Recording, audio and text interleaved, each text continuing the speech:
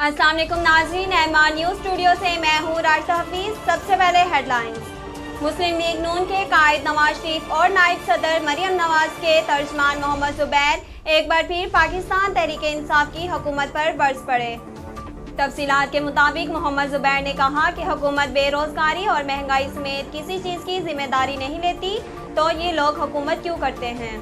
उन्होंने कहा कि पाकिस्तान तहरीक इंसाफ चोरी करते हुए पकड़ी गई है, यही वजह है कि तहाइफ की तफसीलात नहीं दी जा रही। ख्याल रहे कि वफाकी हुकूमत ने वज़ीर आज़म इमरान खान को बैरून ममालिक से मिलने वाले तहाइफ की तफसीलात शेयर करने से इनकार कर दिया। पाकिस्तान ने अफगानिस्तान से फलों की दरामद पर सेल्स टैक्स ख़त्म कर दिया। अफगानिस्तान के लिए पाकिस्तान के नुमाइंदा खुसूसी मोहम्मद सादिक खान ने सेल्स टैक्स ख़त्म करने का नोटिफिकेशन ट्वीट किया और कहा कि पाकिस्तान अफगानिस्तान से आने वाले सेब के अलावा किसी फल पर टैक्स नहीं लेगा। वफाकी दारुल हुकूमत इस्लामाबाद में डेंगू के केसेस में इजाफा जारी। रवां सीजन शहर में 177 डेंगू केसेस सामने आ चुके हैं, जबकि डेंगू वायरस से 2 अमवात भी हो चुकी हैं। तफसीलात के मुताबिक वफाकी दारुल हुकूमत इस्लामाबाद में डेंगू के केसेस में मुसलसल इजाफा जारी। गुज़श्ता 24 घंटों में शहर में मजीद 32 डेंगू केसेस रिकॉर्ड हुए।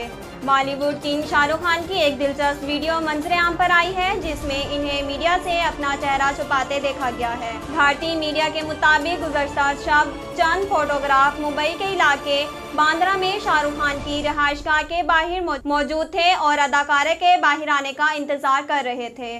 ताहम शाहरुख खान ने घर से बाहर निकलते वक्त बड़ा सा अपर पहन रखा था और अदाकारा ने भी अपना चेहरा छुपा रखा था। फोटोग्राफर्स अदाकार को आवाज़ देते रहे, लेकिन वो फौरी तौर पर गाड़ी में बैठ गए।